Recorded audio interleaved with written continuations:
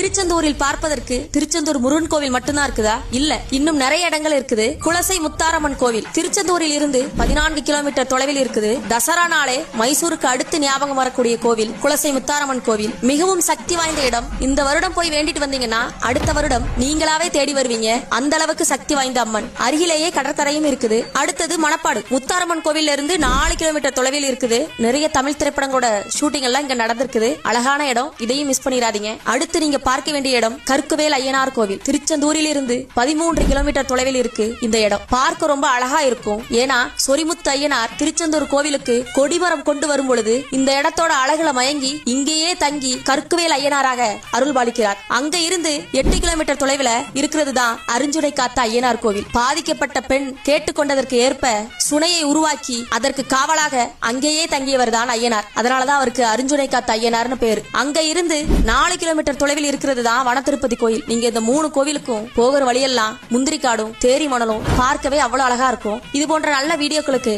நம்ம சேனலை மறக்காம சப்ஸ்கிரைப் பண்ணி வச்சுக்கோங்க.